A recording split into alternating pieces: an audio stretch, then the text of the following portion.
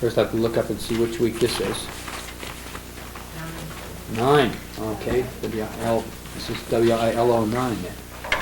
This is the 9th lecture in Introduction to Literature.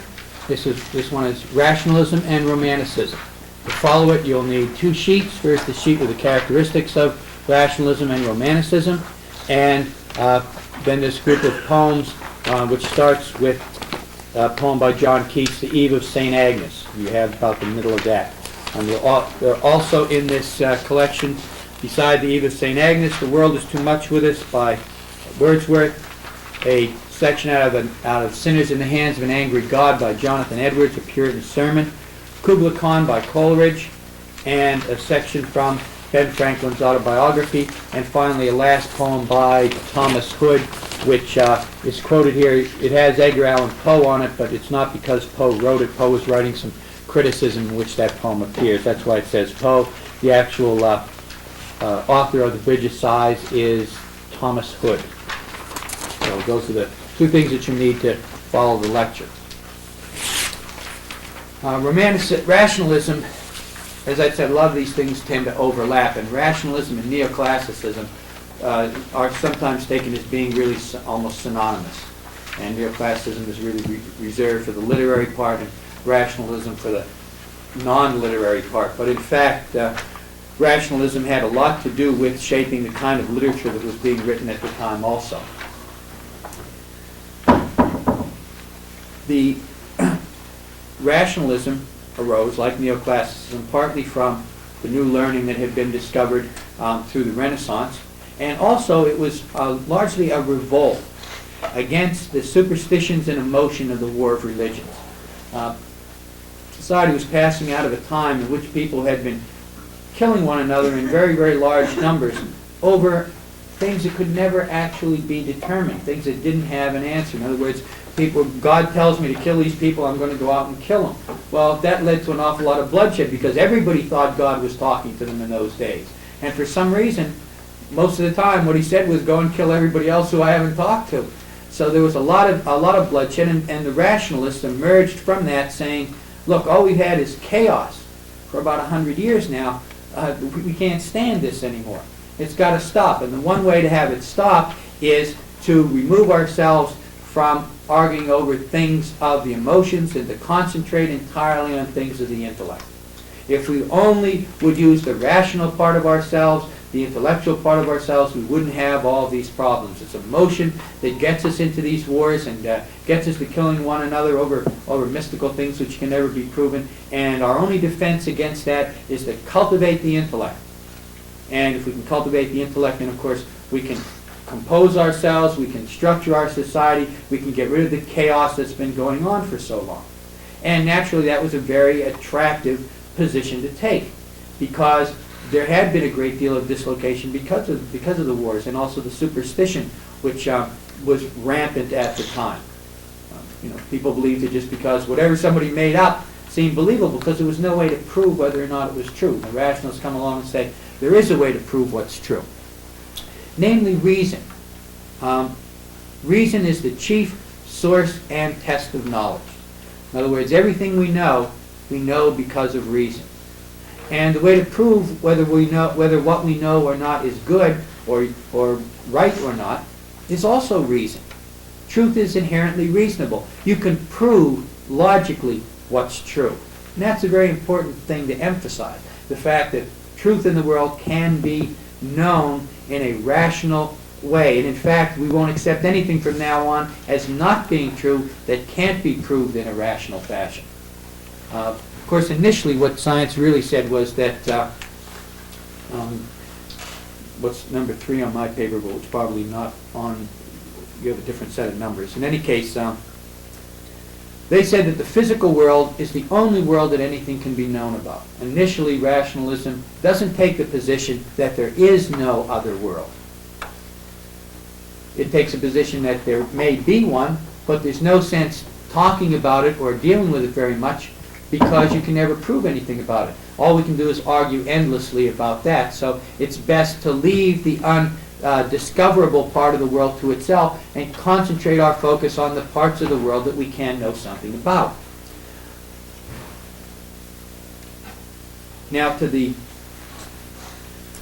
Romantics, who come along a little bit later, they are in fact a reaction against rationalism, just as rationalism had been a reaction against the emotionalism that preceded it. And the Romantics revolted against the unemotionality of reason. As far as the Romantics were concerned, rationality had sterilized the world. It had taken out of it all of the dimensions which the Romantics thought were important, namely the spiritual dimensions, the emotional dimensions. If you start reducing things to facts and figures, according to the Romantics, you lose the real essence of the thing. To them, science was like studying things that you had to kill to study. What can you tell about living things from dead things, is the way the Romantic argument goes.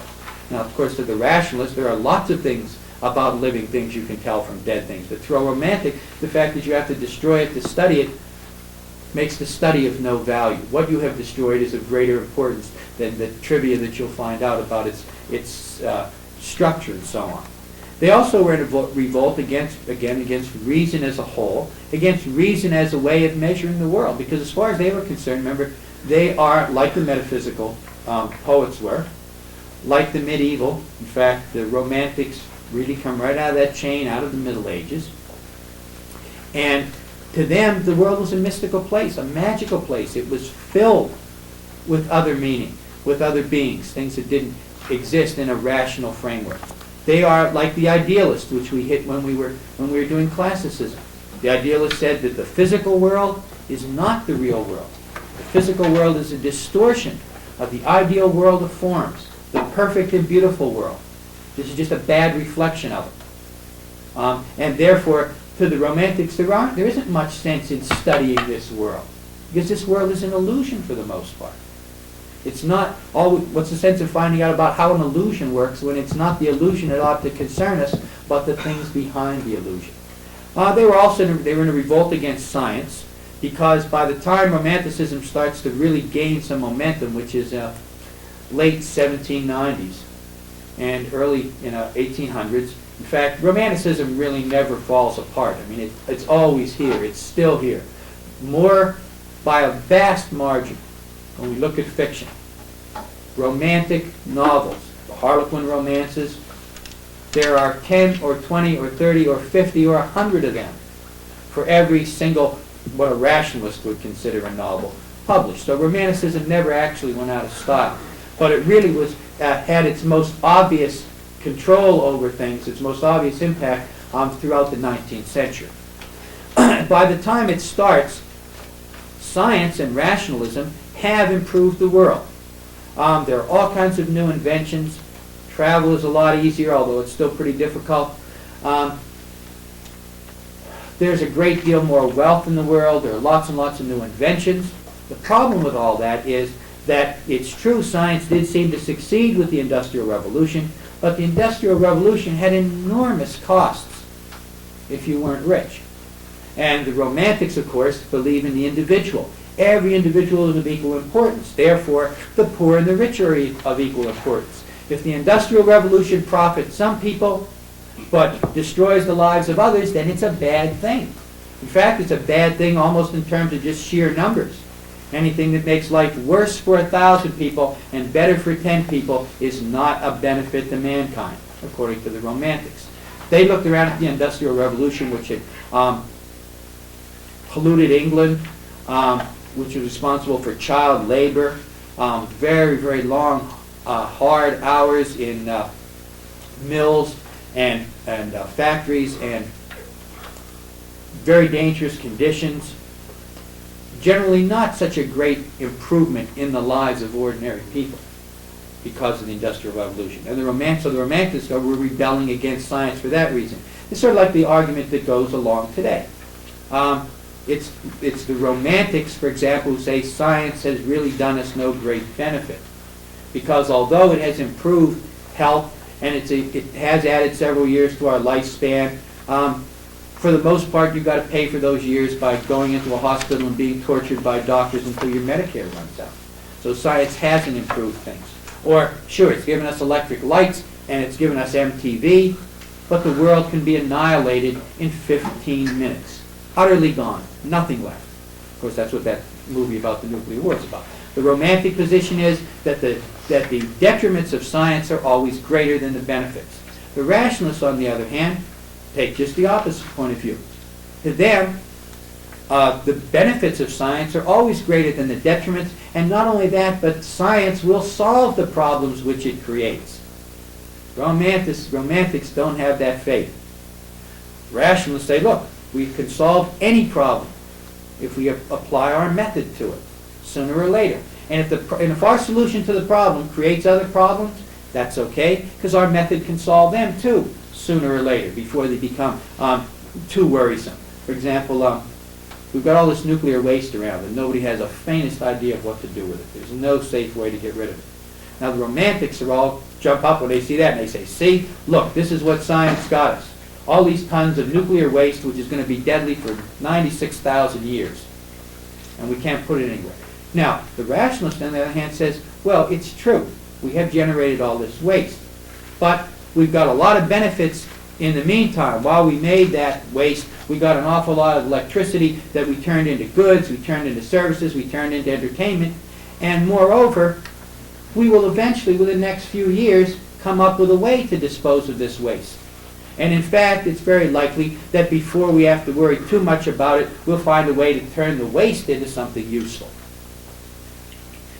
Again, contrary and opposing points of view.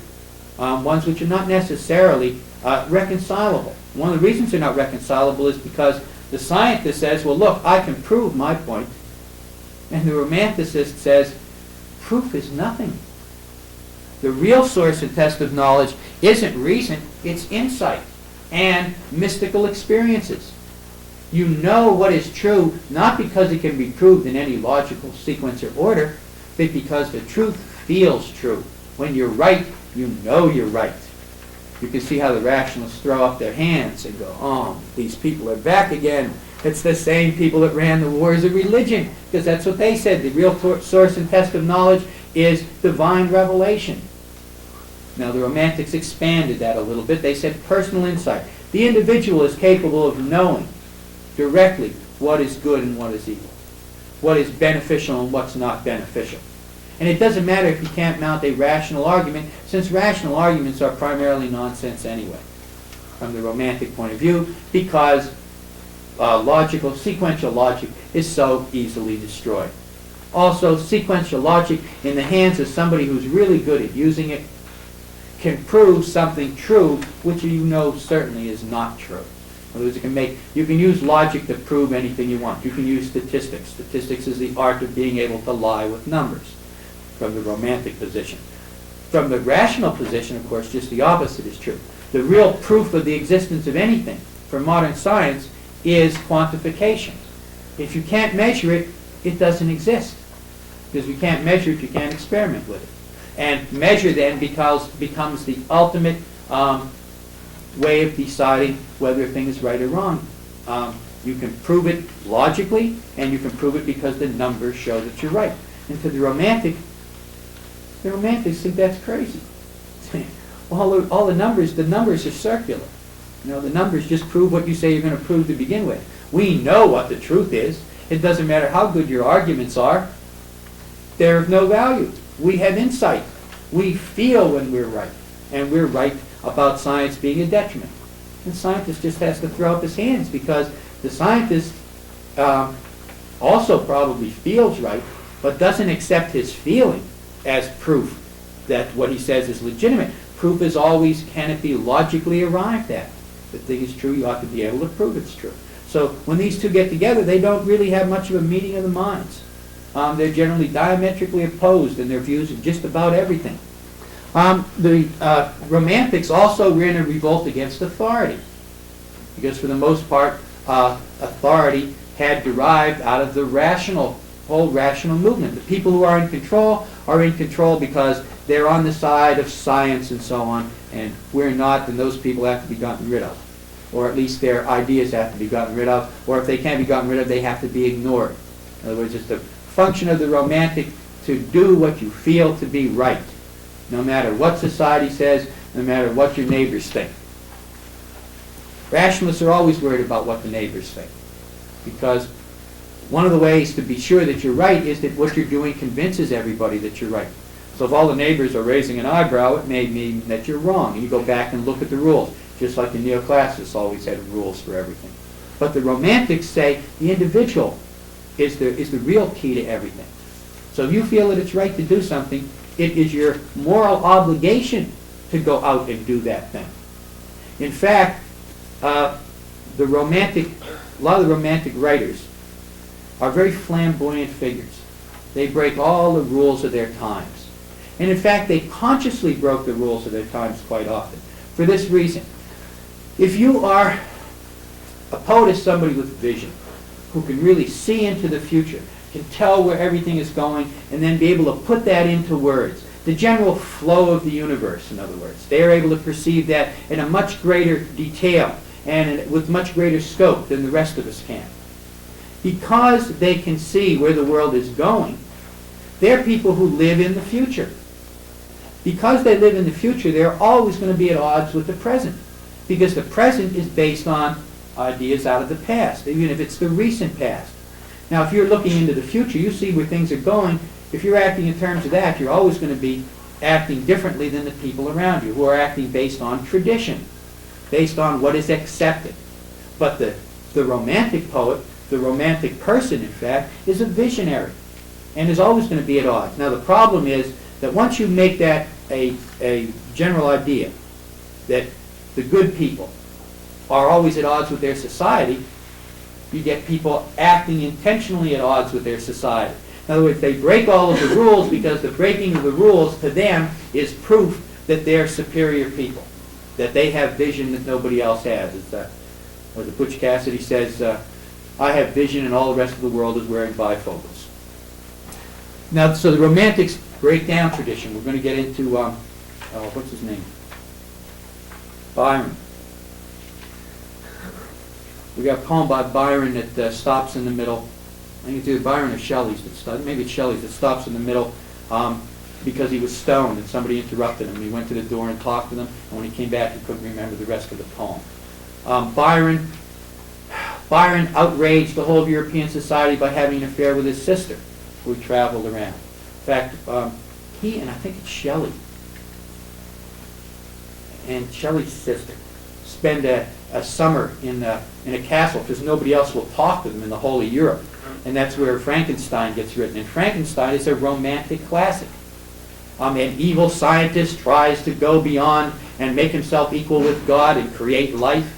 And the monster he creates, of course, is a nice, gentle creature, but it's destroyed by the people who are afraid of it. He never should have been tampering with the laws of God and so on to begin with. Now, that kind of a novel. But you have people who are the Romantics tend to be flamboyant because if there's a rule, they feel obligated to break it in some way. And the bigger the taboo is, that more that proves that you're a Romantic hero because you break it. So they were definitely at odds with tradition. They were at odds with order and discipline. Because order and discipline require that the individual gives up some of his rights in order that the group will prosper. Now, to a rationalist, that makes sense. The greatest good to the greatest number. If it's necessary for all of us to cooperate, for all of us to get by better, then we must cooperate. You may want to do whatever you want to do, but to the rationalist, you have an obligation to the state. You have an obligation to society. You have an obligation to your fellow man. Not to do just what you feel like doing, but to do what's good for everybody as a whole. Of course, the Romantics couldn't hold that view at all. To them, the individual is supreme, not the group. And the individual has to follow his own dictates of conscience. He's morally responsible for that.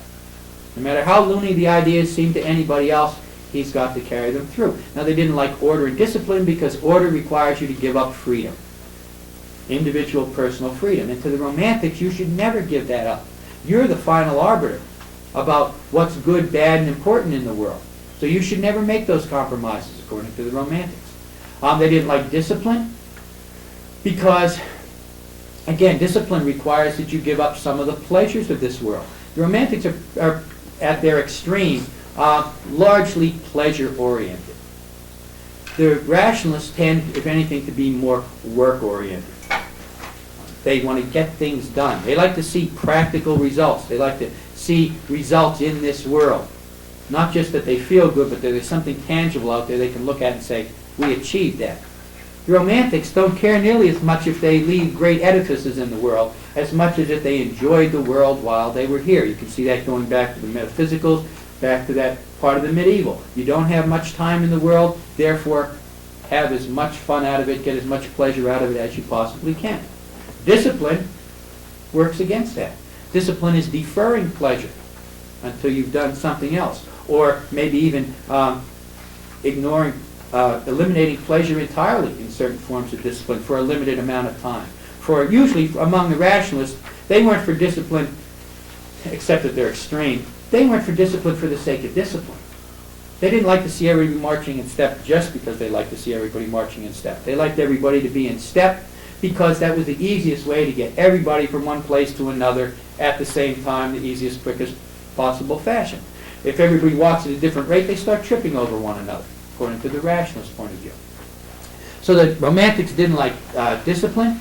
They felt that the truth feels true, not that it can be proved true.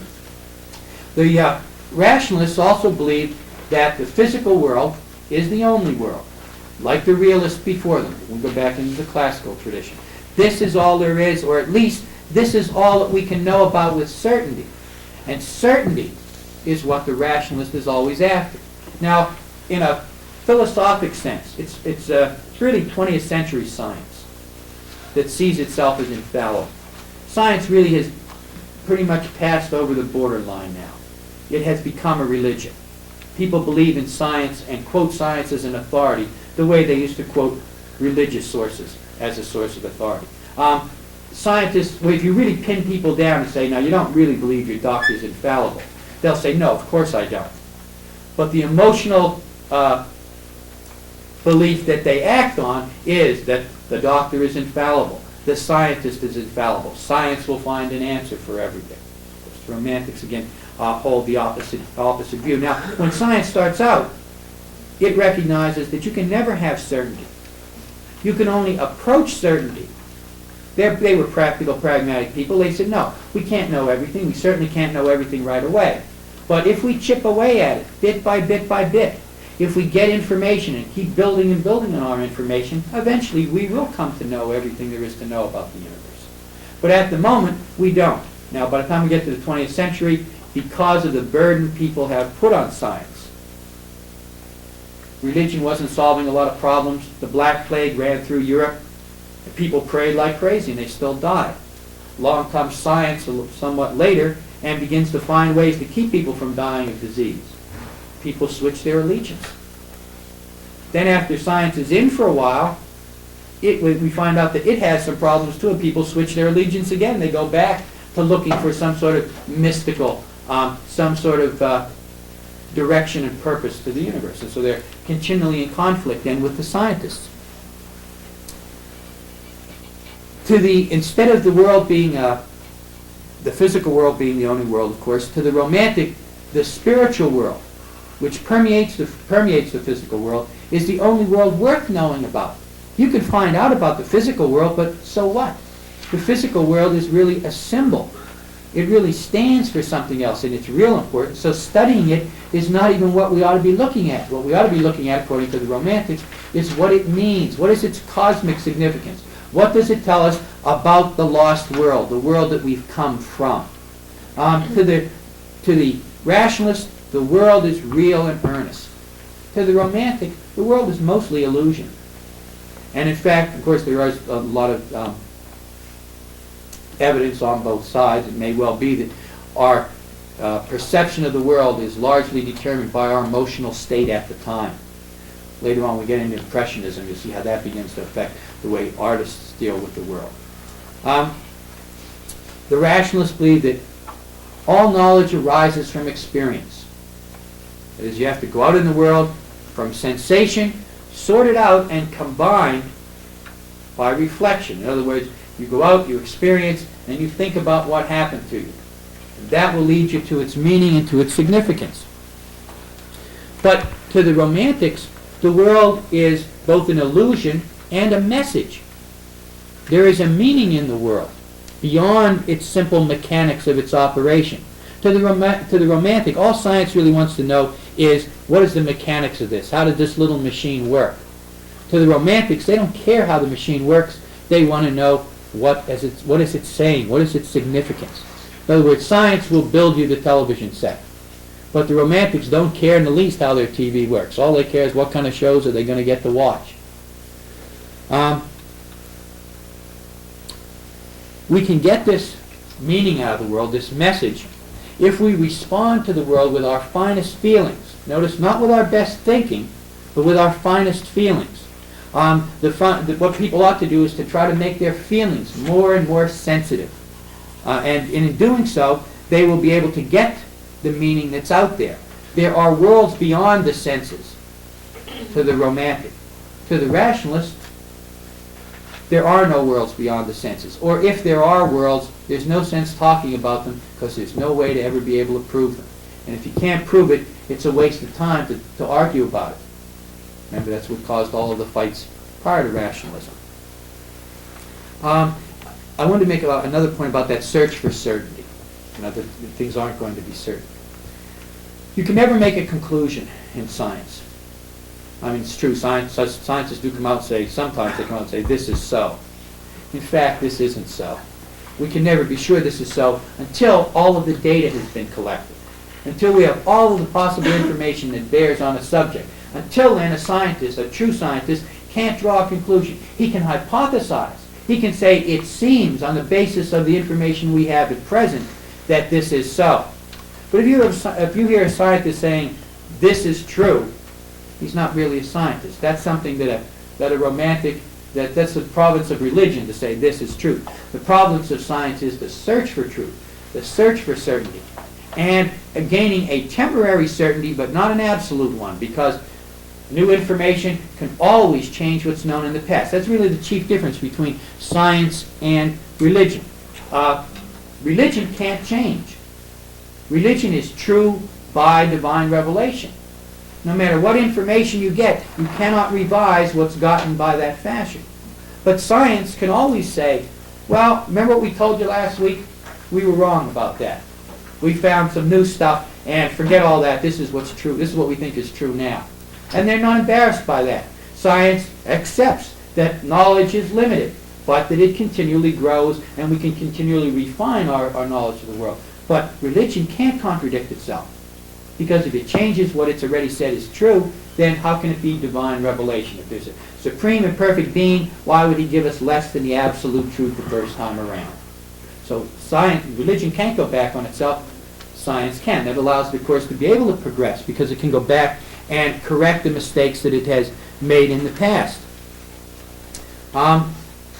So there's a kind of uncertainty that exists all the time with true science. But it's an uncertainty that you can live with. They see science sees nature as a machine. In fact, this is the clockwork universe, Newton's universe. That everything operates according to natural laws which can be determined and which are immutable. They don't change. The operation of the world continues according to some fixed principles, and the principles don't change. Therefore, we can discover the principles. When we discover the principles, we may even be able to manipulate them eventually. But nature is this great big machine, and all we have to do is to find out how the cogs intermesh, and we'll be able to eventually run the machine itself. As it happens, we're almost down to that now. We can now reprogram the genes in cells to make the cells grow the way that we want them to grow. We can make cells produce what we want them to produce. Now that process isn't entirely refined yet, but we can do it. We have made those breakthroughs already. So science, on the one hand, looks like it has actually made the kind of breakthroughs that it said it was going to make. And nature may well be a machine. If we look at the cell as a machine, and we look at it as if we're processing information, and we look at DNA as the information that it's getting, or the programming for that, all we have to do is change the DNA. That ability to conceptualize the cell as a machine allowed us to make great strides, so it's not really to be denigrated. But to the romantic, the world may be a machine, but that's not its significance. Nature is not a machine, it's a metaphor. It stands for something else, something beyond itself. The Romantics were real big on nature. They loved nature.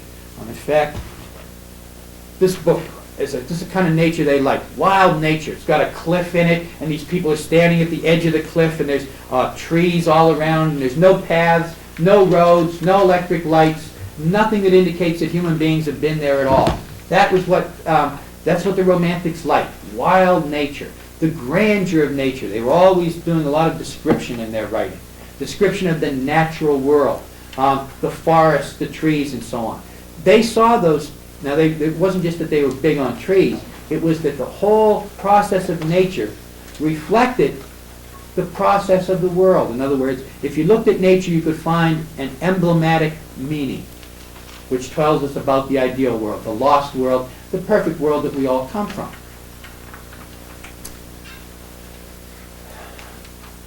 Who was it mentioned Locke that we were doing in the... Somebody we were doing before me. Pope. Alexander Pope mentioned Locke. And Locke is, of course, the next thing to look at. Locke is the favorite philosopher of the rationalists. And he makes a very, very important statement. He says that the mind is what he calls a tabula rasa. It's a blank slate at birth. In other words, you don't bring anything to life at all. You're born neutral. Environment determines how you turn out.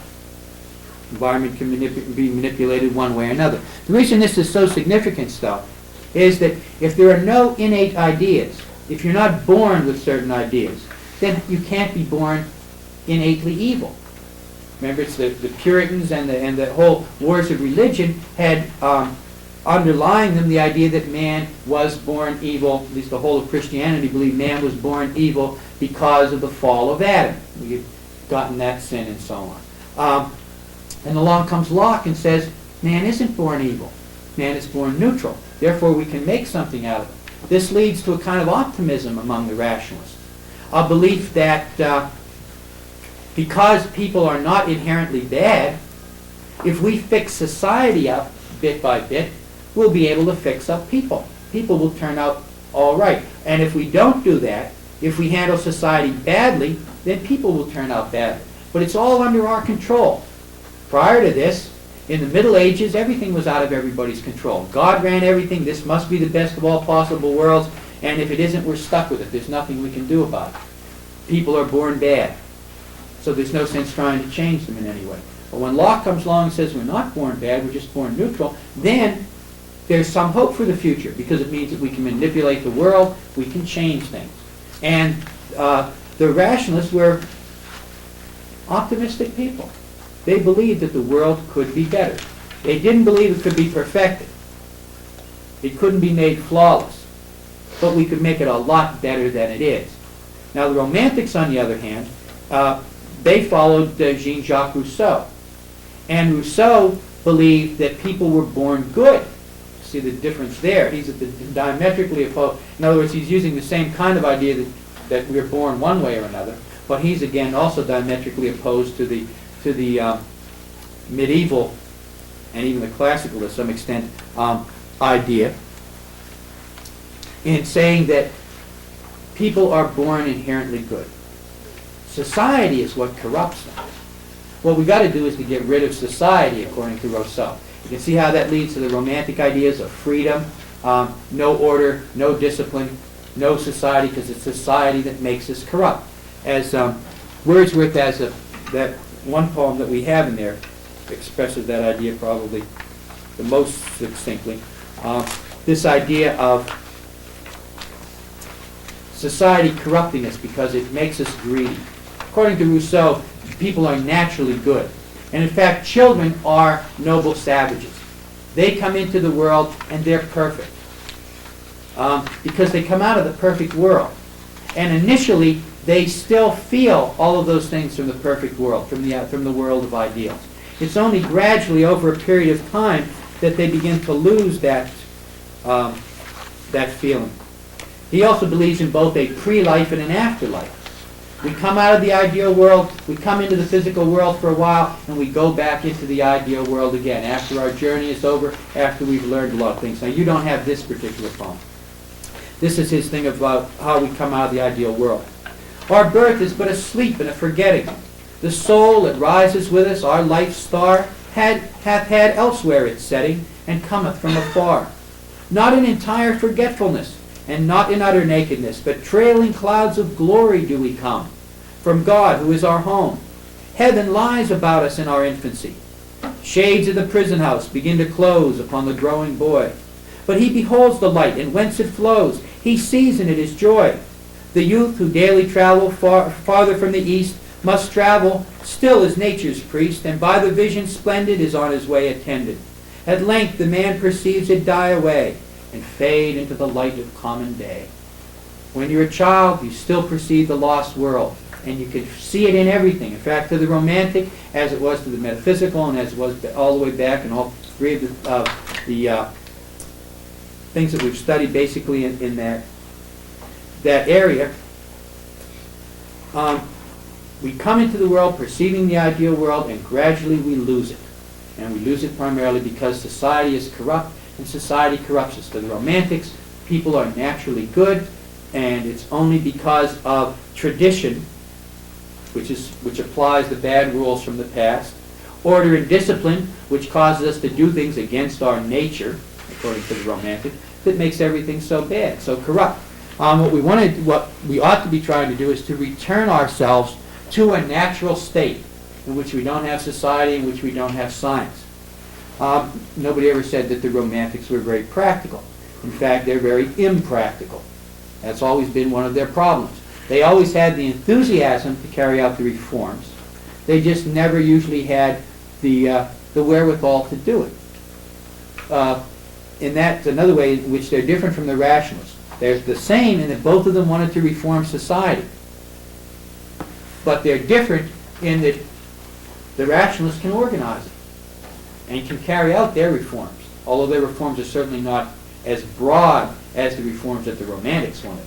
The romantics have the enthusiasm, they get everybody psyched up, but they never have it planned out what to do next. They don't have that step-by-step method that the rationalists think can solve everything. And so romantic revolutions generally tend to fail. They fail because they're generally carried out against rationalist establishments, rationalist societies. Well, rationalist society will get all of its troops to the battlefield on the right day at the right time. The romantics get everybody psyched up to fight, and then somebody else says, hey, listen, why don't we get stoned since we're going to get killed anyway? They all get wrecked, they miss the train, and there are the rationalists waiting to fight them in the battle, and the romantics don't show up. And then by the time they do show up, they've overextended their line of supplies. They show up, they fight for 2 days, and everybody gets hungry, and they say, where are the supplies? And everybody goes, I thought you brought them. The romantics are the people who take 400 kegs of beer and no can opener. The rationalists never forget the can opener. They plan ahead of time, which is why their reforms, which never go as far as the romantics always want revolutionary reform. Turn it over completely. The rationalists, you can see, say, whoa, turn it over completely, most of the good stuff will spill out.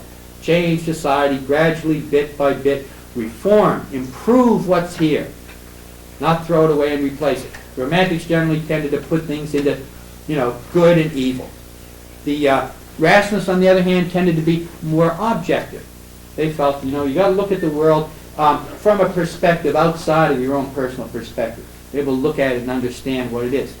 But to the romantics, even the improving of society could be seen as a bad way to go if it distracts you from your own personal individual development, because that's really what's most important. If you get caught up, the rationalists, for example, were unashamedly materialistic. They pointed with pride to the fact that they had created more material goods than had ever been created before. That people, there was more food around, even if it wasn't always getting into the mouths that needed it the most. There was still more around. There were more goods around. The buildings and things were more opulent. The way that people traveled compared to the way that people had traveled in the past was so much better than it had been. They pointed to all that with pride. Success in the physical world is what's important to the rationalists, obviously, because there is no world after it. So if you don't do the best you can in this world, you're not going to get another shot. So naturally, if this is the only world there is, improving this world is itself the best thing that man can go after. But to the Romantics, they said, in the pursuit of improving the material world, you will leave go of the spiritual world. And in losing the spiritual world, you lose everything. Remember, the Romantics, like the wars, people who had fought the wars of religion, believed there was a soul, believed that the individual did not cease at death. The rationalists and scientists, now I have to point out that the rationalists were not all, are not even, most of them weren't even atheists. They believed in a supreme being, but most of them were like Franklin. Franklin said, there's nothing you can know for sure about the supreme being until after you're dead. However, we can make a rational approach to religion. The rational approach to religion was deism. So there's a God which can't really personally know him very well. However, if we look at all the religions in the world, most of them all, we'll take the things which they all agree on, because those must be the attributes of God, and then we'll use those as not a religion, because religion encourages emotion, but as sort of a philosophy to live by. So deism, even though it says there's a supreme being, is really more of a philosophy than it is a religion as we've known religions prior to that. Now Wordsworth is another one who says that in following the cult of things, of goods, we lose the spiritual world. This other poem, this is one poem that you do have, the world is too much with us. The world is too much with us, late and soon. Getting and spending, we lay waste our powers.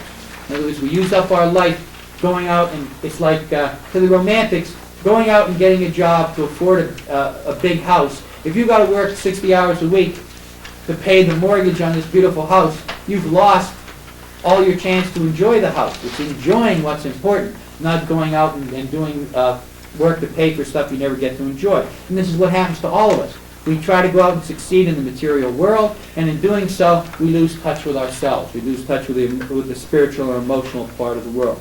Little we see in nature that is ours. We have given our hearts away. A sordid boon, a sordid trade. We give away our hearts and we got back goods. That's a loss. The sea that bears their bosom to the moon, the wind that will be howling at all hours, are upgathered now, like sleeping flowers. For this, for everything, we are out of tune. When's the last time you saw a flower open or close? Hardly anybody does. Too busy. I had to work that day. For this, for everything, we are out of tune. We're out of tune with nature because we're not focused in on all this beauty that's around us. We're focused in on getting goods. It moves us not. Great God, I'd rather be a pagan, suckled in a creed outworn, so I might stand on this pleasant lea, have glimpses that would make me less forlorn, have sight of Proteus rising from the sea, or hear old Triton blow his wreathed horn. Said I'd rather be somebody who believed in gods and demons than to have to be in a world like this in which I've lost all contact with the spiritual world. Better to have myths and superstitions if they give your life an emotional depth and dimension than it is to have all this rationality and worldly goods. Of course, the scientists, on the other hand, the rationalists, thought just the opposite was true. That in fact, by going after material goods, we were improving man's lot, and by that, according even to Franklin, we were pleasing God. If you make it easier for man, if you help people in this world, make life easier for them, that would have to please God. If God likes people, then helping people is what our ultimate purpose has to be. And helping people, the only way you could really help them, according to the rationalist and the deist, is in physical ways, is in material ways, because this is the material world. Rousseau's cult, his idea of the noble savage, of course, was again that you come into this world perfect, and the less sophisticated you are, the more primitive you are, the better person you are, because your innate feelings will not have been corrupted by a whole lot of rules that society has placed on you, primarily for the good of others. They developed what was called the cult of sensibility. And sensibility really just meant emotional sensitivity. Nobility of sentiment was another thing they thought was particularly important. Now, sensibility is refined emotion and taste. The rationalists, like the neoclassicists, said the best people are the brightest people. The romantics come along and says bright don't mean anything. What's important is sensitive. How sensitive are you? If you can feel things greatly, then you're a superior human being. Doesn't matter how much you can think. That, of course, led to a great deal of the parts of the Romantic movement that get ridiculed so easily by the rationalists. It's easier to fake being smart. It's easier to fake being sensitive than it is to fake being smart. You got to know at least something to bluff, but you don't have to know anything to pretend that you're feeling something. And this is, of course, what people did. As soon as you establish the premise that good is how sensitive you are and how easily you're emotionally disturbed, that phrase isn't quite right. How easily you're disturbed emotionally is a measure of how valuable you are as a human being. Then you have people going around getting upset over everything. You know, the romantic, I think I mentioned before, sees the dead bird and goes, oh, the poor little bird. His birdie wife and his birdie kitties are waiting for him in the nest, and he'll never come home again. And they look out waiting for him into the setting sun, and he'll never come back. How sad that is. And they sit there crying, and the rationalist comes along and goes, it's a dead bird. There are dead people. There are hungry people. You want to cry about something? There are things in the real world to cry about. This is nonsense, crying over dead birds. But to the Romantics, again, if you remember, it's how sensitive you are, it's important. So naturally, they were going to get upset over everything. And you had people faking their emotional response to stuff. So that they were, if you showed them a mountain, they were overwhelmed by the mountain. And if you showed them a pretty little scene somewhere, they were just moved. They could be moved to tears by just about anything. Rationalists rarely cry. It's not practical to cry. Rationalists might give way to a little bit. That's giving way to emotion. If you're in a situation that makes you cry, rationalist says, why cry about it? Do something about it. The world is, you can manipulate the world, you can change the world. Romantic says, changing the world isn't what we're here for. We're here to perceive the world. If a sad thing exists in the world, it's our obligation to react to that sad thing, to give it a response, because after we're dead, we'll have all of this. This is our experience in life. But it's not going to end, it's going to go on afterwards. So the main thing that we ought to be concerned with is our own personal response to the world. Of course, they did caution against being greedy and selfish. Being selfish is one of the big crimes for a romantic, because even though you were supposed to be sensitive, you had to have nobility of sentiment. Your sentiment couldn't just be pure hedonism. It always had to have something beyond it, something greater than itself, which again is what all life is all about for a romantic. Life is greater than itself. It's not reducible to just the facts. There's a meaning that flows through the whole of life, and that can only be perceived in a kind of overall way. You can't take it in a step-by-step approach. Now, to the rationalist, reality has an inherently rational structure, as must God who created it. The world makes sense, therefore God makes sense. Or you can reason it the other way as far as the rationalists are concerned. You can start out with the premise that God makes sense. That's an assumption, though. That initial premise isn't provable. The world makes sense, that you can begin to prove. The more you prove that, the more you prove that the Creator makes sense. Not only does the Creator and the world make sense, but you can know that. You can find out what sense the world makes by finding out how it works. And the way that we can do that is by observation and experimentation. Now, to the Romantics, that idea itself is flawed. To them, the world doesn't make sense. It's mystical. The sense that we see in the physical world is not its true sense. Its true sense is what it means in the ideal world, what it means from the cosmic perspective. And that you can never know. In fact, to the Romantics, God is ultimately unknowable, except through mystical, rational, non-rational means. To the Romantics, although they wouldn't stop and bother arguing about it, because to them, you just can't know if there's no sense arguing, because arguing is rationality. But to them, God is unknowable by definition. If God was completely knowable, in order to understand God, you'd have to be as smart as God is. That's impossible. You'd have to be God. So the world will always be unknowable in some dimension. Parts of it will always be beyond our comprehension, because we will never have the perspective of the Creator on creation. Therefore, finding out a whole lot of little things about how the world runs is of no consequence. We should be looking to try to see to catch as many glimpses as we can of the cosmic meaning of things. When we look at creation, we should try to see God's shadow moving through it.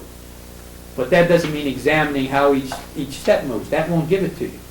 It's like science wants to break it down and study it frame by frame, and Romanticism says you've got to see the pictures moving by as they move in order to understand what's going on. Now, because the world was mystical, the Romantics tended to see every act, no matter how trivial, as symbolic. That means that they kept making everything that went on either heroic or tragic, like the bird. It's not just a dead bird, it's a tragedy. It's symbolic of the tragedy of man. That's why they plug it in and say, oh, there's a birdie wife and little birdie kitties waiting for him at home, because that's what it represents. This dead bird is a symbol of all the people who are never going back to their families like the bird is it. Therefore, it is worth crying about, because it's a vision of the larger context of the world. Now, the fact that they made everything either heroic or tragic made them easily ridiculable by the rationalists, because there's nothing inherent in the event that makes it necessarily tragic. That's something you have to perceive. That's a part of the ideal world that's in it. But you can only perceive that if you have the proper sensibilities. Well, and the rationalist comes along, and rationalists deny the idea of sensibility anyway. They say, let's see the proof that this event is tragic. There is no proof. Tragic is a feeling. So they can never prove it, and so to the rationalists, they look ridiculous, because they're getting upset over these things which rationally don't have that much significance, not the significance they assign to it. And they also tended towards sentimentality. Too much emotion for the given set of circumstances. And that made them laughable also to the rationalists. To the rationalists, they were just all a bunch of crazy people getting upset over things which nobody in their right mind would get upset about. And of course, nobody in their right mind, or actually their left mind, really would get upset about it. To the rationalist, everything can be reduced to an understandable problem, to which a methodical, that's misspelled, or maybe it's not misspelled in yours, a methodical investigation can be applied to achieve a solution. That is, the scientific method. Observe and gather data, form a hypothesis on the data you've gathered, set up an experiment to determine the validity of your hypothesis, carry out a new experiment to determine that, take that data, revise your hypothesis, carry out more experiments to test your new hypothesis, take your new data, make a new hypothesis, experiment with that, on ad infinitum, until you come to truth with a big T, which is a couple hundred years from now. But in the meantime, you can still continually add to your store of useful knowledge by applying this method. And if we apply the method, then we can solve all of the problems of the world. One of the things I would like to look for when you read Franklin is his ways of applying the scientific method to everything. Now, one of the things that's in there is about the mud on the streets. Franklin went to London in one of them, and he noticed that there was always dust in the morning. The dried mud always formed dust, and you couldn't sweep it up when the shops were open because the dust got in the shops, and got in the shops anyway, and people were tracking it all over, and he said, there's got to be a better way to solve this. So he was up early one morning, and he noticed, and he says, even though the sun had been up for 3 hours already, these shops weren't open. It was 9 o'clock in the morning, and these people were still in bed. So he said, well, there's all this time here. We'll sweep the streets while everybody's shops are closed. That way the dust won't get in. And as he was coming out of his house, there was a poor, sick little old lady out there with her broom, leaning on her broom. Sort of like the derelicts. If you ever go through the Holland Tunnel, the ones that come over with a filthy rag and threaten to mess up your windshield if you don't give them money. Sort of like that. And he asked her what she was doing there, and she said, well, I sweep in front of rich people's doors and hope that they'll give me some money for it. So he said, well, I'll give you some money. I want you to sweep this whole street. And he said, little pathetic little old lady said, well, it'll probably take her all day. 3 hours later, she comes back for the money. And, she looked so feeble when he looked at her. He said, oh, being a rationalist, he had to have proof. Sent out his servant. The servant came back and said, the place is immaculate. Franklin, now, a romantic says, this little old lady worked hard. That's going to be her job permanently. I'll get everybody to pay her 6 cents a week or whatever, and she'll clean the streets. Because she deserves it. First of all, she's pathetic and she needs help. And secondly, she's labored hard and deserves it for that reason. Franklin looks at it and says, if a little old lady can sweep the street in 3 hours, a healthy man can sweep it in an hour and a half. Thank you very much, little old lady. Here's your money for today. And then goes around and collects money from everybody in the neighborhood to pay a bunch of men to sweep the streets. That's rationalism. We can save a buck here. We can get it done better. It's pure sentimentality to keep this old lady on. She's not that good a sweeper. It's true she did it a lot faster than he thought she was going to do it, but it can be done even better. So we can't let sentimentality, our feeling for this poor little old lady, interfere with our rational approach to the problem, which is we have dirt in the street, we got to get it out of there. We have to find some other way to deal with the little old lady. She's not important. What's important is solving the problem. And he knows he does it in a step-by-step manner. He says, what is the problem? How can it be solved? Let me see if it can be solved that way. Sweep the street, little old lady. That's the experiment. Then you check the results of the experiment. The street's swept clean. Then you reform your hypothesis, which is one healthy man could do it a lot better than one little old lady, and so you just eliminate her because she's not cost effective. On the other hand, to the Romantics, the idea of reducing life to laws and numbers is silly, because to them it's the process that gives life its meaning. If you chop up that process, if you segment it in any way, you're going to lose the meaning that comes from having it all running together. Also, inspiration and awe are more important than logic and understanding, because the world's going to be, for the most part, beyond our comprehension anyway. The best response we can have to the world, therefore, is to look at the glory of the world and to appreciate the glory of the world. Not to change that world necessarily, but to appreciate how wonderful it is. So the proper response when you see something wonderful is to just feel how great it is. Not to say, I wonder how that works. I wonder how we can make that better. You know, what it is, nature, look at the trees. How can we improve them in some way? And you start breeding trees to get new trees. To the Romantic, it's true you may breed better trees for producing a certain kind of crop, but on the other hand, you're going to lose a lot of beautiful trees. And to them, the beauty is what's important, not the practical aspects. Yeah, that's always been, of course, the problem with Romantics is that they're not practical.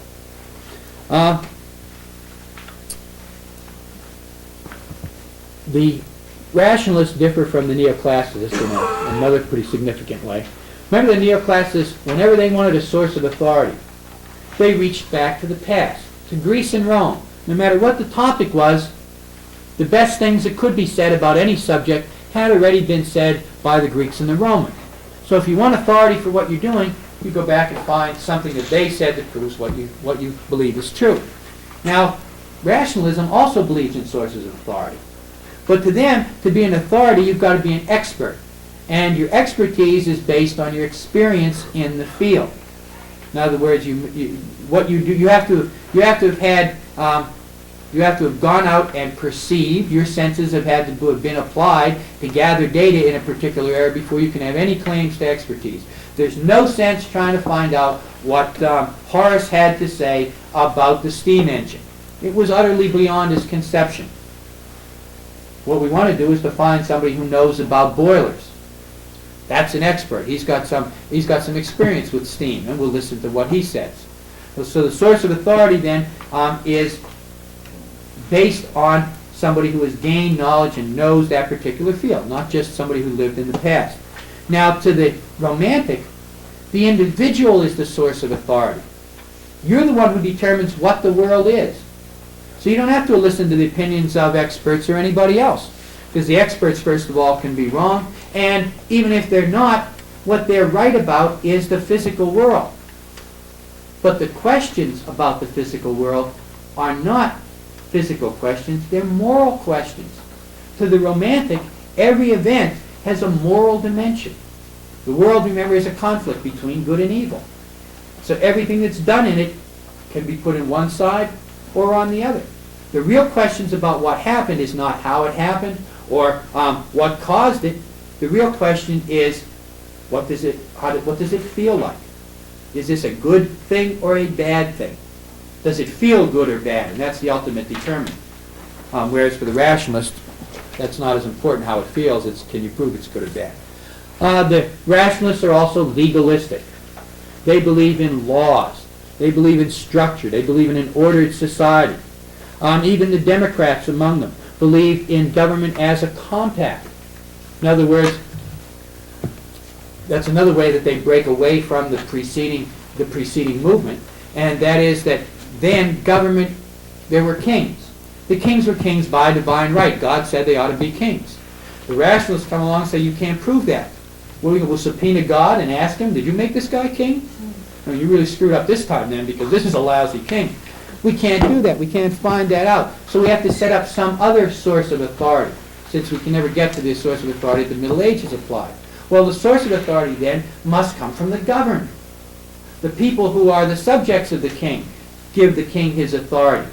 Everybody gives up a little bit of their personal freedom to the king in order that the king can run things for the good of everybody else. Government then has obligations on both sides.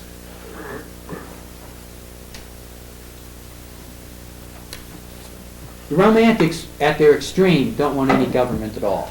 To them, human beings have to become free from systems because it's, first of all, personal freedom is more important than social stability. You are the only thing you are really responsible for. You've got to do the best job you can with you.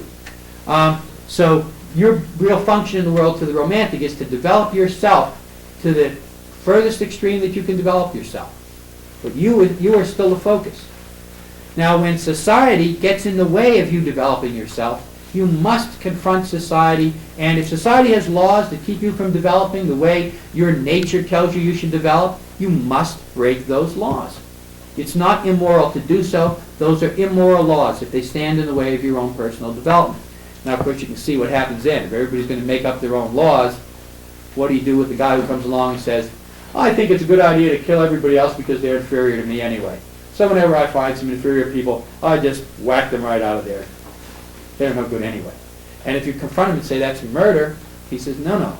It's true, murder may be a good law for the common people, but it doesn't apply to me. I'm a romantic hero. I'm developing myself, and that these people are in the way of my developing myself. Therefore, I can get rid of them.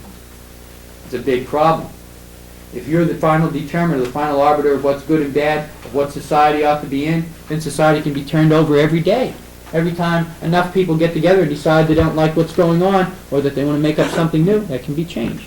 But of course, the Romantics don't get together nearly as much anyway. They're not very well organized. They're pursuing their own individual interests, which they see as being what they ought to be doing.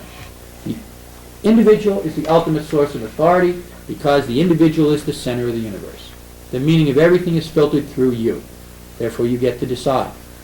Very dangerous, of course, from the position of a society that likes order and structure, that believes in laws. Laws that are applicable to everybody. Rationalists who founded the country, who also had some very strong romantic tendencies in them. It's very difficult to find somebody who is an absolute pure rationalist or an absolute pure romantic. Everybody's more or less a blend. It's just a matter of emphasis. But it's kind of scary to them if you want an ordered, structured society, and you have to have one from the rational point of view. If society is not organized, then we can't go about correcting the world because we can't mobilize our forces accurately or adequately. We can't move people around if we don't have these laws and rules. If the laws and rules aren't applicable to everybody, then what good are they? If we're going to have a society, it must be a society of laws. Like the neoclassicists, they like rules for everything. The rules keep crazy people from causing damage to other people on the grounds that they know better than everybody else what ought to be done. So the emphasis on laws that we get, in fact, that one of the primary basis for the foundation of the country is really rationalism. And those ideas that government is a compact and an exchange back and forth and so on. Where the Romantics or the Rationalists were unashamedly materialistic, the Romantics were more or less self-consciously spiritual. Whenever they weren't being spiritual, they were a little bit ashamed of themselves. Whenever they were just, whenever they found themselves trying to succeed and so on, they got a little bit worried about that because even though it was all right, it was still, if you're doing good in the world, you have to wonder about how good you're doing spiritually.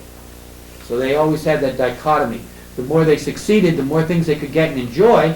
That was all right. But on the other hand, you don't want to get so caught up in that pursuit of goods that you lose the rest of the world. Rationalists are pragmatic. The first question they ask, does it work? Not, does it conform to some rules that somebody thought up from the past? Does it work? Ultimately, that's what it comes down to. If we're going to make an improvement in the world, we have to ask how effective are the means that we're trying to carry that out with. They were practical. Frank was being practical when he hires a young man as opposed to an old lady to sweep the streets, because the more work can get done for less money. That's the practical approach. It offends the romantics enormously, but nevertheless, they're willing to compromise on methods, if not on goals. In other words, the rationalists are not completely without ethics. Some of them were very ethical people. Ethics, however, is generally a matter of the emotions, and over really on the romantic side more. But nevertheless, they do have some ethics, but their thing is to get to the end. In other words, the end justifies the means. It's a rational statement, assuming, of course, that the ends are good. And the ends should be better for most people than bad for most people. But once you've established a proper goal, how you get there depends on what works. To the romantics, no compromise. They're passionately committed to things. They're idealistic rather than practical. So that if these people over here are starving, and the only food around belongs to corrupt and despicable and obviously evil people, the mafia owns the only food store in town. Here's some hungry people, and the rationalist says, well, these people are going to starve if we don't get them food. The only people we can get food from are the bad guys. We'll buy from the bad guys. It's true, they'll take our money and do something evil with it, but the evil they do with the money we give them won't be as good as the good that we create for these people over here. The romantics say, you can't deal with evil. These people are the bad guys.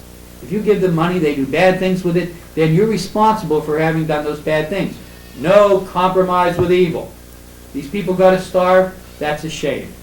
But we can't deal with them in order to get the food. In fact, what the romantic probably does, if food can only be gotten from the bad guys, you don't get the food, you go over and sit down with the starving people and you starve with them. That's the only moral thing to do. You can't go on eating yourself if these people are starving. So you do the idealistic thing. You go over and starve with them. Most of the time, starving people would much rather see a rationalist come up the road than a romantic. Because, of course, the romantic, if you're hungry, you don't care where the food came from. Only the romantics can afford to care. Now, their ideas about the world also lead naturally into the world of art. The rationalist approach to art is that the function of art is to instruct people or to inform them, to give them information and to teach them how to use that information, to teach them how to use their mind. Therefore, they produced a lot of essayists rather than fiction writers, because fiction is really a waste of time. Fiction appeals to the emotions. If you've only got 3 hours to read, if you read a novel, you may feel good, but at the end of it, you won't know much. If you read your chemistry book for 3 hours, you'll know some chemistry. So to the rationalist, an essay, which presents information, is inherently better than any form of fiction. So they led to a lot of formal essayists, a few informal essayists, which really go over onto the romantic side, and they lead to the Puritan sermon is a real good example. And you have an example, some of that in Jonathan Edwards. And there's a part of the page that you don't have. It starts merely in the middle. This is the paragraph that precedes the page you have on Jonathan Edwards, which is towards the back.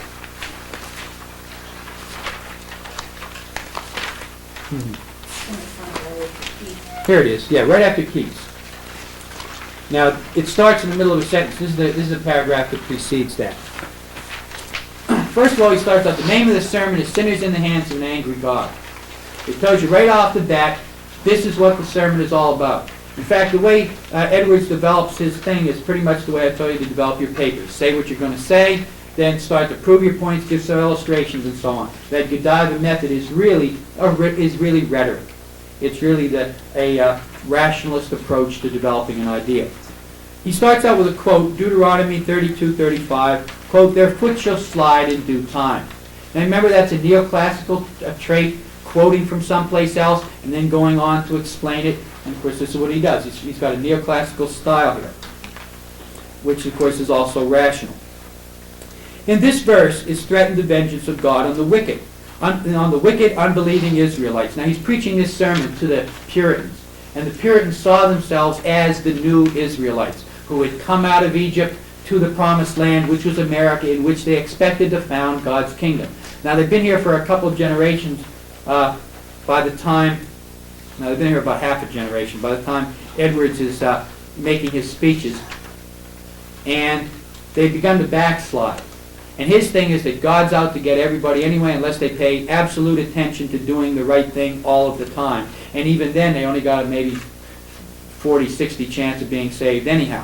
So it's a very important thing that he's telling them about. But he's not just trying to get them emotionally, he's giving them perfectly logical reasons why they've been backsliding and how they ought not to be, because God is going to get them for it if they do. Now you notice he lays out right in the very first sentence what the whole of this essay, all of this sermon is going to be about. In their verses threatened the vengeance of God on the wicked, unbelieving Israelites who were God's visible people and who lived under the means of grace, but notwithstanding all God's wonderful works towards them, remained, as in verse 28, void of counsel, having no understanding in them. They didn't know that what the situation in the world is. He's going to tell them what it is. The expression I have chosen for my text, "their foot shall slide in due time," seems to imply the following things, relating to the punishment and destruction to which these wicked Israelites were exposed. 1, that they were always exposed to destruction. 2, it implies they were always exposed to sudden and unexpected destruction.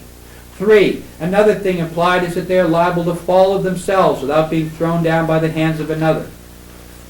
Then when he gets down to point 4, there are subpoints under point 4, and each one of them is laid out. You see the rational, logical, step-by-step approach? The same method that the rationalists applied in science, taking it one step at a time, emphasizing how logic will lead you to these conclusions. The form of this, then, is a rationalist form. Also, he's got some appeals to authority in there. When you look at Franklin for evidences of rationalism, also look in Jonathan Edwards. The first thing, of course, is, again, the form, the Puritan sermon, which was laid out in that form. It also developed what was called plain style, which is finding the right word, but finding the simplest right word that you can. Because, after all, as a rationalist, your objective is that everybody understands what it is you're trying to tell them. That's why Edwards lays everything out, point by point. 1, 2, 3, you can follow it right down, one after another. And whenever he develops an idea, you'll probably notice that he develops it, he explains it a little bit, he looks for a source of authority. Now, he's quoting from the Bible, which rationalists would not normally accept as a source of authority. But it is a source of authority if you're writing about theology. If you're writing about Puritanism, then the only source of authority you have is the Bible. It's the best. It is the expert. So, in other words, from a rational perspective, that is a source of authority. And whenever you're making a rational argument, you say, this is so, here are the reasons why it is so, here is evidence that proves that I'm right, and just to top things off, here's an expert who also agrees with the conclusion I've come to. Again, step-by-step approach. Logical arrangement of ideas was common in their style. Very little ornamentation. Not a lot of figures and metaphors and things in their writing. Everything is pretty much on the basic basic factual level, everything that they do. And of course, an objective tone. Even in this, which is a real fire, and this is the fire and brimstone sermon. This is what it was. This is the one they were all patterned after. Sinners in the hands of an angry God. It stirred people up so much that they ran screaming from the church, certain that judgment was upon them, that they were going to be called to account for their sins. At that very moment, the world was going to end. Terrified. I mean, he caused riots when he read this sermon in different places, and he didn't do it pounding on the pulpit and threatening people. According to accounts, he held the sermon in his left hand, and he read from it and stared straight ahead at the bell rope, never even varied his tone of voice. But the weight of his argument was so persuasive that people fled from there. In other words, he stirred up their emotions by getting at them through their intellect. And he stays objective. He is pointing it out and making it personal for them, but there's nowhere in that essay we see him saying, I, Jonathan Edwards, am telling you this. He's saying, this is the fact. This is why it's a fact. Here's what the Bible says about it. And you're left with it. That's what made people so terrified, is because their rationalism had allowed them to slip away from their religious beliefs. So he grabs them by the rationalism. If you can get at people, in other words, if it was rationalism that kept people away from the feelings that they needed to begin with, then use the rationalism to stir up their feelings. And that's, of course, exactly what he does. But it's objective in tone. Even Franklin, who's writing an autobiography, first person, I is in there all the time. It's still sort of objective. In other words, he's not continually patting himself on the back for what he's doing. He said, this is what I did, this is how I did it. As much as possible, he's trying to take it away from the idea that he's a great man and so on. But you see that as you read the essay, the piece out of the autobiography by him. Now, Romantics, of course, have just the opposite view of what art ought to be. To them, art ought to inspire people. It ought to stir up their emotions, not their intellect. So therefore, it emphasized poetry and fiction. Now, in poetry, in fact, the basic tenets of Romanticism, at least Romanticism in poetry, are laid down by Wordsworth and Coleridge in a thing called lyrical ballads. And in the lyrical ballads, Wordsworth said that poetry ought to be the spontaneous overflow of powerful feelings. Very heavy emphasis on sensations and on the emotions connected with those sensations, which again goes back to the medieval. They pick up some of the medieval themes. In fact, Eva St. Agnes by Keats. If you didn't know it was by Keats, you would almost think that it was another one of those medieval poems, because it talks about the Eva St. Agnes. This young girl goes through this ceremony, and then she goes to bed and doesn't look behind her. She will have a dream in which the man that she's going to marry will appear to her. And her lover, Porphyro, who her family hates him, and he gets in touch with her nurse, and he tells her how much he loves her, and he wants the nurse to let him hide in her room, in her closet. And he swears he won't touch her. The nurse, being an idiot, puts him in the closet. Actually, the nurse, being a romantic, puts him in the closet. And, of course, he watches her from the closet, and then eventually you'll see he comes out of the closet, and he whispers in her ear, and she wakes up, and they make love, and then they run away. And everybody else in the palace is sleeping, and the castle's sleeping, and they manage to get out. But you wouldn't know that from a medieval lyric, just on the basis of what it's about and the way that it's treated. One of the things I'd like you to look for, though, when you do read that, is the sensations that are involved. How Keats, who's normally known as one of the most sensual of the Romantic poets, brings out the use of the senses. I might as well give you a couple examples so you know what to look for.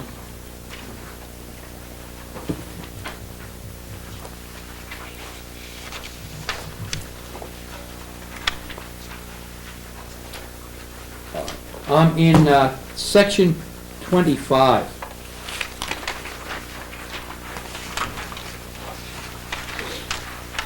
This is, let's see, Madeline has gotten up and I think has gotten into bed, or is getting into bed now. She puts out the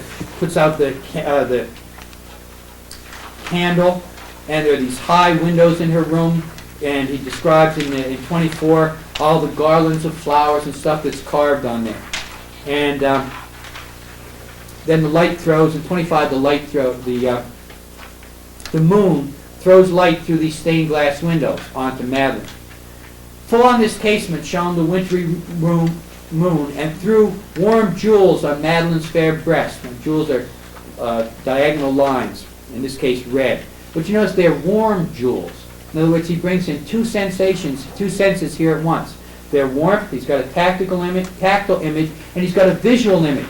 We have the warm jewels on Madeline's fair breast, which would be white. So we have the contrast of the red over the white, and then we have the warmth as well. So he's appealing to two senses there.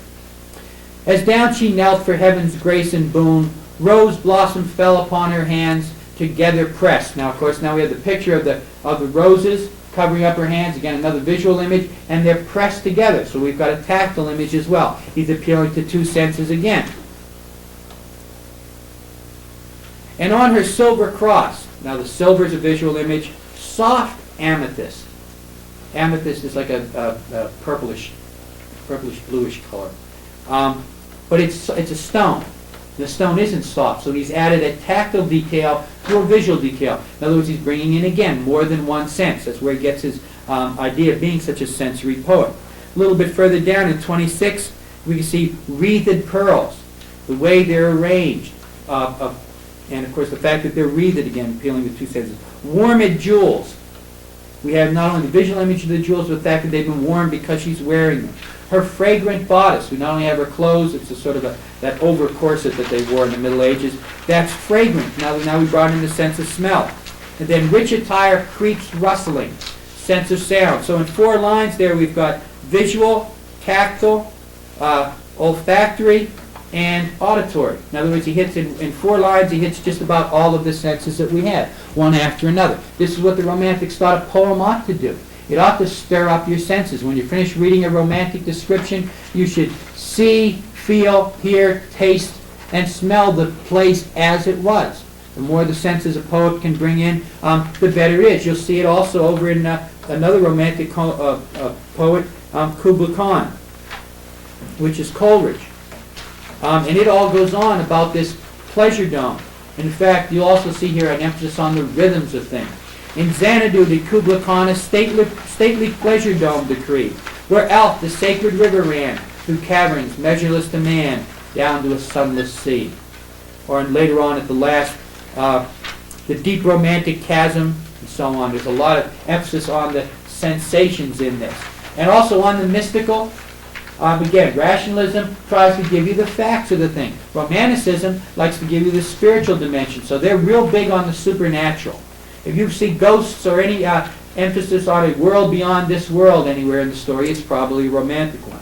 And then, of course, the romantic poet himself being a hero who defies all of the laws, who operates on his own inner feelings of what's right and wrong in the world, and who is naturally an outlaw. And that's what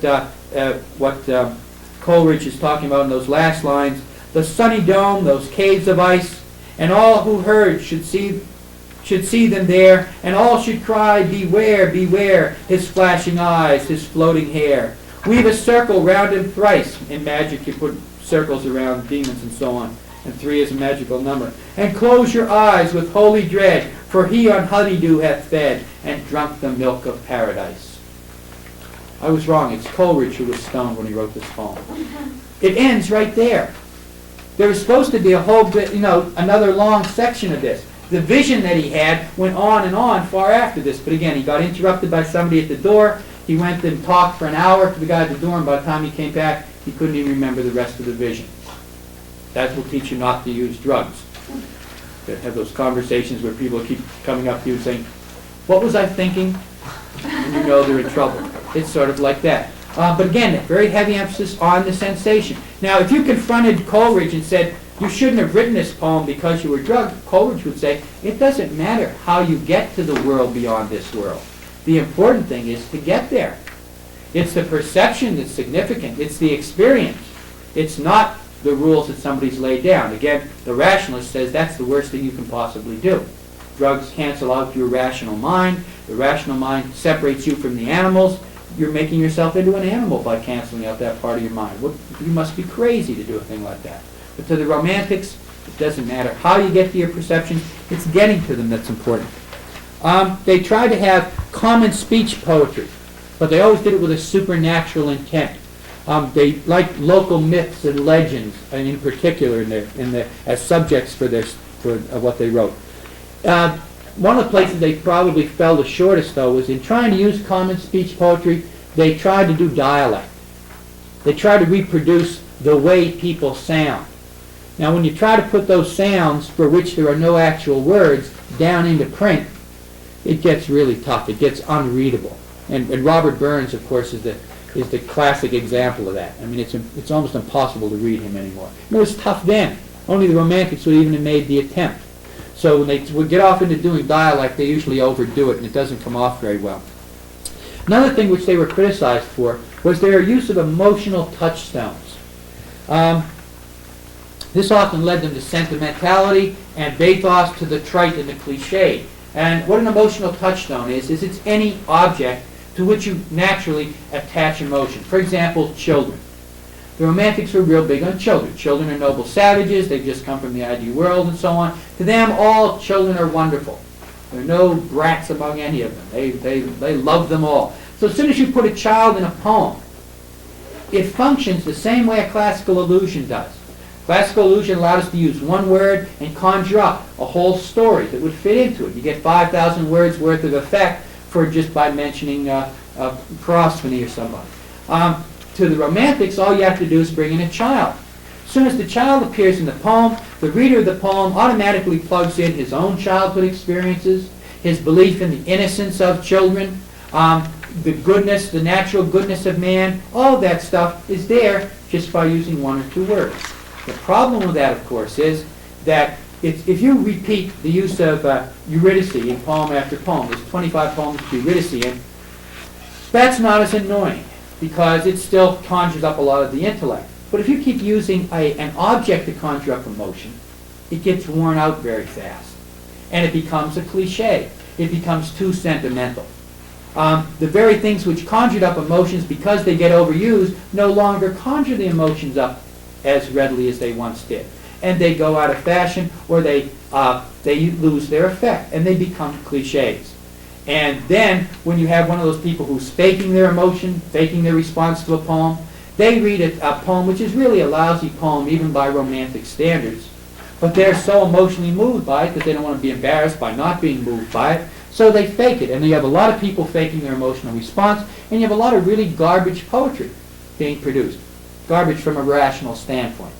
There is no garbage poetry from a Romantic standpoint, because a poem should be the spontaneous overflow of emotions. If the emotions didn't come out in a rational fashion, that doesn't matter. If they don't stimulate the same emotion in your reader, that doesn't even matter. The main thing is to get your feelings down in a way that pleases you. If it helps, if other people get stirred up by it, that's fine. That's great. You'd like that. But that's not absolutely essential. The first rule is, have you expressed what you felt to your own satisfaction? Of course, the rationalists would say, that's okay if you keep your poems in a drawer. As soon as you send your poems out in the real world, you are responsible for causing some effect in your reader. And if you can't do it, it's a lousy poem. But the Romantics, on the other hand, the fact that you gave it a shot, that you gave it a try in itself was significant. They also developed the Gothic novel. And in the Gothic novel, we have horror and evil mixed in with poetic descriptions, particularly poetic descriptions of nature. The modern horror film, which emphasizes the blood and gore, Romantics sort of like now. I mean, Romantics like anything that increases your emotions. That even if it's scary, they love being scared. They even loved feeling sad, because we've all lost the ideal world. So there's an inherent sadness in everything we do. Beautiful as this world is, it's not the ideal world. So there's a tinge of the bittersweet in all of life. And in fact, they saw life as being, and as maybe even ought to be, made up of good and bad that we ought to accept. They mixed these two together. They had a problem, though, with what's called the Romantic dichotomy. And that is, if you say that a spontaneous overflow of emotion, that's spontaneous, happens at the moment, it's not controlled, the natural expression of things is best, then you have a problem as an artist, because generally the first draft of anything is not as good as the second or third or fifth draft. And they knew that. When they wrote their poems, in order to make them really work for an audience, they had to tamper with them. And every time they tampered with them, it embarrassed them, because they were doing away with the natural. They were doing something artificial. Artificial is generally thought of as not good, and natural is thought of as good. In fact, you can see the difference between the two in the terms of the kind of landscapes they did. Neoclassicist inherits an estate. The first thing he does is to lay out a garden in a circle with plants that bloom at different months in the year, so you know what month it is when you look out the window. Paths radiate out from it. Two on this side, two at the top. Never an odd number. The paths are perfectly straight. If you can see them from the highest rooms in the estate, they look like a sunrise. The hedges are all trimmed. Sometimes and if they're trimmed into shapes, they're shaped like little round balls or like cones, like geometric figures. The first thing that a romantic does when he buys the estate is fire the gardener. All of that stuff which were seen as improvements to the rationalists are not improvements, because you can't improve on nature. So the first thing they do is let everything grow wild. The second thing the romantics would do would be to build an old ruin. Not a new building, an old ruin, because they loved ruins. Ruins are, first of all, they're natural. Time has affected them. It's tumbled down. It reminds us of the passage of time. See, remember, the thing is not important in itself. It's important for what's beyond it. So the old ruin, even though we built it, is still going to be significant. So when people look at it, they'll think of how buildings tumble down and how people decay and how mortality hangs over all of us, and we ought to get the best out of this moment. So they built ruins. In fact, they were big on unrequited love, too.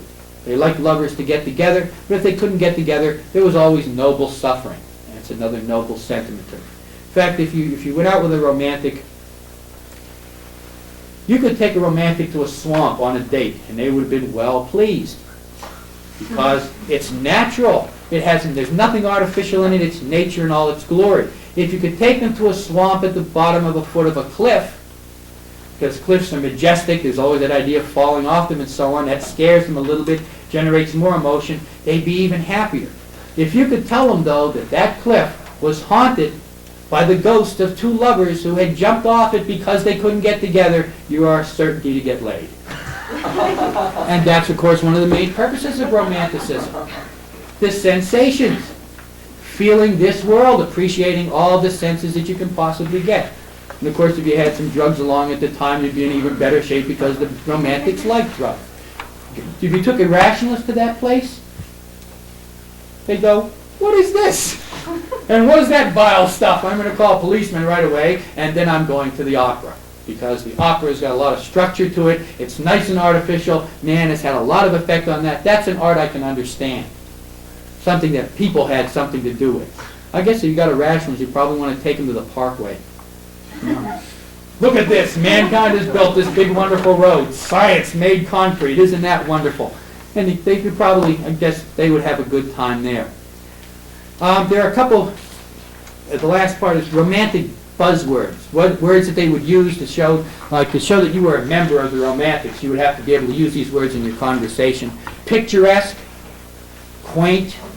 This is like if you came, quaint is sort of what you say when somebody shows you something and it's really ugly, but you don't want to hurt their feelings.